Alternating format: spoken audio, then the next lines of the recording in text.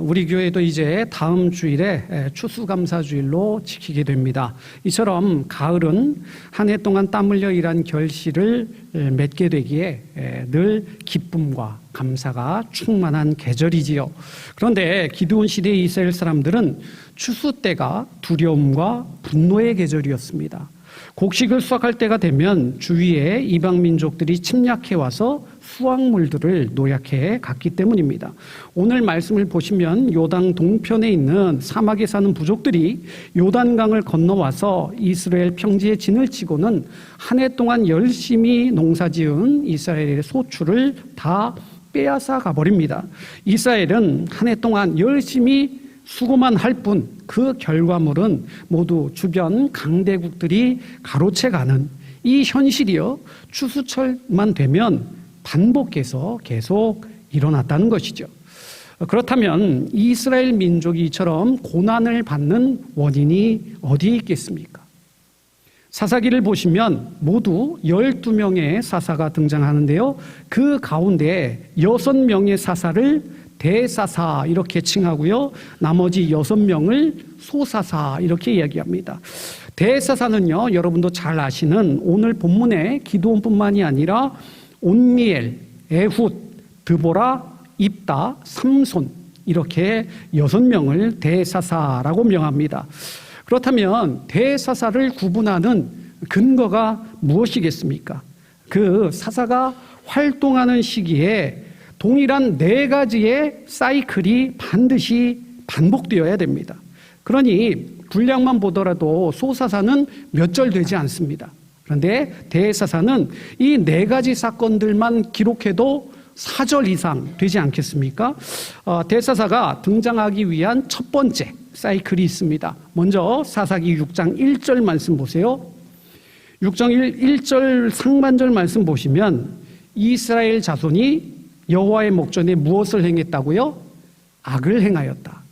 첫 번째는 이스라엘 백성들이 하나님 앞에 범죄함, 거기에서 시작됩니다. 두 번째, 그러면 하나님께서 이스라엘 민족을 징치하십니다.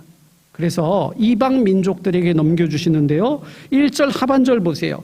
여호와께서 7년 동안 이스라엘을 미디안의 손에 넘겨주십니다. 그러면 세 번째, 이스라엘 백성들이 어떻게 할까요? 하나님께 돌아와서 부르짖습니다. 6절 말씀 보세요. 그제서야 이스라엘 자손이 하나님 앞에 나와 부르짖었다 이렇게 말씀드립니다. 그러면 마지막 네 번째입니다. 하나님께서는 이스라엘의 간구를 들으시고 누구를 세워주실까요? 사사입니다. 이스라엘에 하나님의 평화가 임해서 그 사사를 통해 그 땅에 몇 년 동안 하나님의 평화가 임했다. 이게 결론인데요. 그 말씀이 몇 장 뛰어넘으시면 8장 28절 가시면 있습니다. 제가 읽겠습니다. 미디안이 이스라엘 자손 앞에 복종하여 다시는 그 머리를 들지 못하였으므로 기드온이 사는 40년 동안 그 땅이 평온하였더라. 이렇게 말씀합니다. 우리가 익히 잘 알고 있는 기드온, 이 기드온이 믿음이나 용기나 능력이 얼마나 영웅적인 풍물을 풍겼기에 하나님께서 그를 찾아오시고 그를 대사사로 사용하셨을까? 우리는 이런 기대를 갖기 마련인데요. 여러분, 우리는 쌀이 주식입니다. 그죠? 그런데 유럽을 비롯한 대부분의 나라는 쌀이 아니라 뭐가 주식일까요? 밀이죠. 이제 눈을 한번 감아보시고 밀을 타작하는 광경을 머릿속에 한번 그려보셨으면 합니다. 아예 주무시지 마시고 밀을 이렇게 타작하는 광경을 한번 그려보시면 밀을 보통 어디에서 타작할까요? 넓은 개활지에서, 그죠? 많은 사람들이 돌아가면서 이렇게 도리깨질을 하는 그런 영상을 한 번쯤 보셨을 텐데요. 저희 부모님께서도 깨 농사를 아주 조그맣게 지으셔가지고 올해는 제가 못 갔지만 해마다 가가지고 도리깨질을 좀 했던 그런 경험이 있습니다. 성경에 보시면 오르난의 타작마당 한 번쯤 들어보셨죠?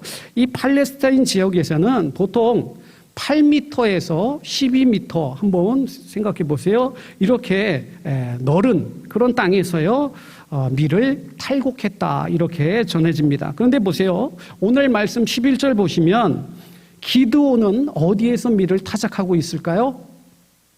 하반절 보시면 밀을 타작마당이 아니라 포도주 틀에서 타작하였다 이렇게 말씀하죠.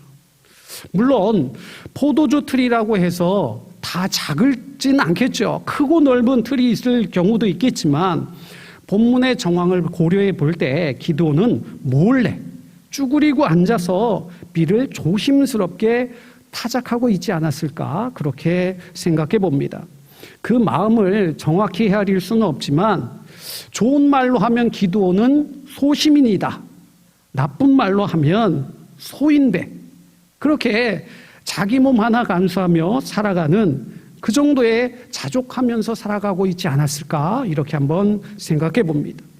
하나님께서 선택하신 이스라엘 민족으로서의 자긍심을 잊지 않고 미디안의 억압 속에서 자기 백성을 구원하겠다, 자유와 회복을 위해 도모하였다기보다는 그저 입에 풀칠하기에 급급한 그런 우리와 별반 다르지 않은 인생을 사는 사람이 기드온이었다라는 사실을 우리가 헤아려 볼 수 있다는 것이죠.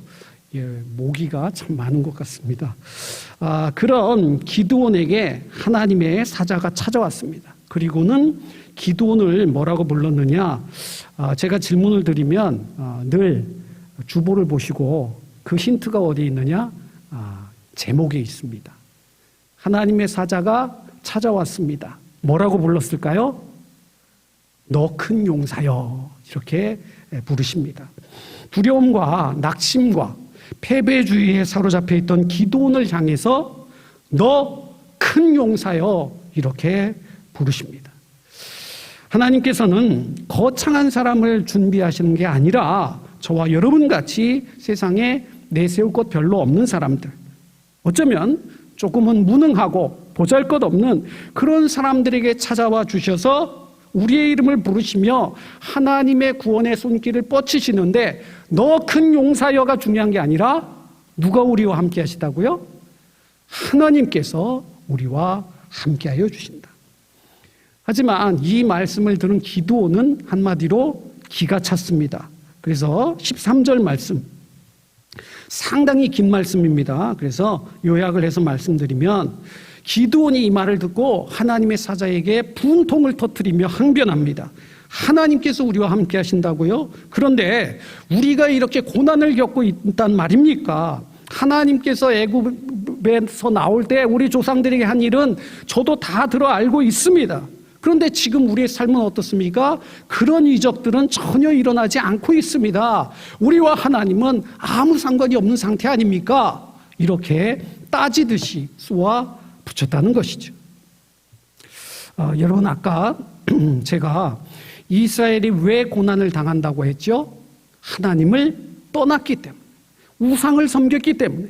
그러니까 자신들의 죄악은 생각하지도 않고 하나님에게 원망과 불평을 일삼고 있는 그것이 저와 여러분의 본성이 아닐까 이렇게 생각해 봅니다. 방금 전 기드온은 현실에 안주하며 살아가는 소시민이다 이렇게 말씀드렸는데요. 이렇게 한번 기회가 주어지니까 어떻게 되죠? 언제 그러냐는 듯이 돌변합니다. 눈에 힘을 주고 목에 핏대를 세우고 큰 소리를 내는 거예요. 이게 무슨 말이겠습니까? 처음부터 현실의 부조리를 외면하고 침묵하면서 그렇게 보잘것없이 살아가지 않는다는 겁니다. 깊이 고뇌도 하고 이 문제를 어떻게 해결할 수 있을까 그 방안을 열심히 모색해 봅니다. 그러다가 벽에 부딪히고 할 수 있는 한 최선을 다해봤자 내가 할 수 있는 것이라고는 아무것도 없구나 낙심하면서 그 마음을 닫고 그렇게 모른 척 해버리는 경우가 허다하지 않습니까? 그런데 하나님께서는 그런 우리에게 찾아오셔서 그때 뜨거웠던 그 마음에 다시 불을 지펴주시죠. 그 말씀이 14절입니다. 14절 말씀 다 같이 한번 읽어보겠습니다. 여호와께서 그를 향하여 이르시되 너는 가서 이 너의 힘으로 이스라엘을 미디안의 손에서 구원하라. 내가 너를 보낸 것이 아니냐 하시니라. 여러분, 하나님께서는 다른 사람이 아니고 바로 나를 부르고 계시다.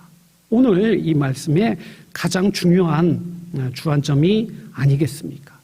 우리가 애송하는 찬양 가운데 약할 때 강함 대신에 잘 아실 텐데요. 이 한 구절에 우리가 믿는 복음의 정수, 역설적인 진리를 담고 있다, 이렇게 할 수 있죠. 이제 김장철이 다가오는데 김장하기 전에 반드시 필요한 작업이 있습니다. 우리 어머님들 더 잘 아시겠지만 바로 배추를 사서 양념에 버무리십니까? 아니죠. 그 전에 무슨 단계를 거치죠? 하루 전쯤에 소금에 절여서 배추에 숨을 죽이지 않습니까? 마찬가지입니다. 화로처럼 펄떡펄떡 살아 움직일 때 모세를 부르신 것이 아니라 모세는 자기가 힘과 능이 있다고 생각하지 않았겠습니까? 그래서 실제로 그는 행동에 옮겼던 사람입니다. 그러나 하나님께서는 그를 80년쯤 인생이 저물어갈 때쯤에 전도서 기자의 고백처럼 나는 아무것도 할 능이 없다. 그때쯤에 호렙산 불꽃나무 가운데 모세를 부르시죠. 인생의 정점에서 내 능력과 지혜로 충분히 감당할 수 있다. 이렇게 자부할 그때는 하나님께서는 우리를 거두떠 보지 않으실지도 모릅니다. 그러나 나는 할 수 없습니다. 스스로 연약하고 부족하다. 이렇게 고백하는 그 자리에 하나님께서는 임하십니다. 두 손 두 발 다 들고 나는 할 수 없습니다. 손살을 치는 그 자리에 주님께서는 오셔서 그 손을 붙잡아 일으켜 세워주시고 그 빈자리를 하나님의 힘과 권능으로 채워주시리라 믿습니다. 아멘. 한 분 정도는 해주시면 좋았을 텐데. 오늘 주일 우리는 전교인 연합 예배를 통해서 오전에 공동회에서 새로운 일꾼을 섬기게 되었습니다. 아시다시피 올 연말에 두 분 장로님께서 은퇴를 앞두고 계시기 때문에 우리 교회의 영적 어르신이 될 이 장로님이 올해는 그렇다 치고요, 내년에는 꼭 뽑히셔야 되지 않겠습니까? 우리 교회적으로 매우 중요한 시기에 있다, 이렇게 말씀을 드릴 수 있습니다. 그래서 본문에서 말씀하시는 바와 같이 가장 작은 자이지만 우리가 내세울 거 하나도 없고 어떤 자격이나 조건은 없을지라도 하나님께서 함께 하시기 때문에 우리는 큰 용사가 돼서 하나님께 쓰임 받았으면 좋겠다, 이런 마음으로 제가 설교 본문과 제목을 잡았습니다. 근데 아시다시피 말씀을 준비하는 가운데 새벽 기도회를 소예배실로 우리가 옮겼지 않습니까? 보신 분들 깜짝 놀라셨다고 하는데요, 소예배실 전등을요 제가 앉은 자리에서 스마트폰으로 끄는 거 보셨죠? 그러니까 이런 일이 있는가 하시는데, 사실 목사님께서 다 알아보시고 전기 그 스위치도 직접 교체하시고 저는 그냥 배워서 누르기만 했다는 거 뿐만 아닙니다. 소예배실에서 유튜브를 송출하고 하는 일이 이게 말처럼 쉬운 게 아닙니다. 그래서 목사님께서 몇 날 며칠을 할애해서 그 시스템을 다 구축하시고 그렇게 잘 하고 있지 않습니까? 아시다시피 저는 국어국문학과를 졸업한 말 그대로 문과생입니다. 요즘 어디에서나 환영받지 못하는, 이제는 이과를 가야 되지 않습니까? 게다가 저는 그리스도의 종이기 때문에 그런지 몰라도 아직도 이 종의 마음가짐을 벗어나지 못한 것 같습니다. 그래서 시키는 일만 열심히 하려고 하는 경향이 있습니다. 그런데 반면 우리 목사님은 주인의식을 가지시고 주체적으로 이 전등 공구를 가지고 저렇게 여러 가지로 뚝딱뚝딱 작업을 하시는데 반성과 동시에 존경하는 마음도 조금 들었습니다. 여기까지 들으시면 여러분, 무슨 부목사가 목사님한테 손바닥을 저렇게 비비려고 하느냐, 설교 시간에 이러실 수 있는데요. 더 들어보셔야 됩니다. 옆에 분 깨우셔야 돼요. 그 다음 날입니다. 지난 목요일이지요. 정책당일을 마친 후에 짬을 내서 소예배실에 레일 전구등을 마저 다는 작업을 하게 됐는데, 이 작업은 목사님과 저 이 두 사람 가지고는 안 됩니다. 전문적인 기술이 필요하기 때문에 두 분 장로님께 함께 하시기로 이렇게 했습니다. 일단은 작업에는 뭐니 해도 뭐가 필요할까요? 장비빨이라고 들어보셨죠? 우리 강춘수 장로님이 가지고 계신 그 장비를 가지고 오셨기 때문에, 야, 이거 보통 사람들은 엄두가 나지 않는 일이다, 이런 생각을 해봤습니다. 또 장로님들 전기 작업하신 걸 보니까 지금까지 담임 목사님 대단해 보였는데 장로님들 하시는 걸 보니까 프로셨다고 한다면 이제는 가히 완전히 제 눈에는 좀 과장을 못해서, 야, 이거 슈퍼맨처럼 보이는 그런 마음도 들었다는 것이죠. 그러면서 든 생각이, 여기가 중요합니다. 제 자신, 저는 문과생이잖아요. 어떻게 전기공사 같은 걸 할 줄을 모릅니다. 그러다 보니까 나는 참 한 남성으로서 작고 보잘것없는 존재구나, 이런 생각이 들었습니다. 목회적으로 보면 제게 맡겨진 사역을 그럭저럭 감당할 정도는 될지 모르겠는데, 이 시대를 살아가는 한 자연인으로서 제 자신이 참 옹색하더라, 이거지요. 제가 이 자리에 서서 말씀을 감히 정하지만 여러분들 각자 삶의 자리에서 일가를 이루어 오신 분들이기 때문에 참 위대하시다, 그런 마음과 동시에 나도 뭔가 더 열심히 살아야 되겠다, 이런 생각을 하면서 오늘 말씀이 바로 저에게 주시는 하나님의 음성으로 들려지더라는 것이죠. 이제 말씀을 맺겠습니다. 저와 같은 작고 연약한 자에게 하나님께서 찾아오셔서 너 큰 용사여, 하나님께서 너와 함께 하시도다, 낙심하지 말고 실망하지 말고 하나님만 바라보라 말씀하셨다면 한번 우리 주위를 둘러보시기 바랍니다.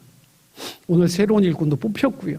이제 새로운 결단, 다짐, 이렇게 해야 할 일꾼들이 계시기보다는 지금까지 열심으로 교회를 섬기시는 분들, 중직자분들, 또 그렇게 열심히 섬기시다가 이제는 은퇴하신 분들이 더 많은 게 우리 교회의 안타까운 현실입니다. 그러나 여러분, 하나님은 우리가 불신할 때도, 의심할 때도, 방황할 때도, 불안해할 때도 우리와 함께 하십니다. 그런 우리에게 찾아오셔서 너 큰 용사여, 여호와께서 너와 함께 하시도다, 우리에게 말씀하시리라 믿습니다. 그 하나님께서 우리의 생각과 지각 밖에 뛰어난 하나님의 능력으로 하나님이 불러주시고 세워 가시리라 믿습니다. 너 아무개야, 여호와께서 너와 함께 하신다, 그 귓가에 들려주시리라 믿습니다.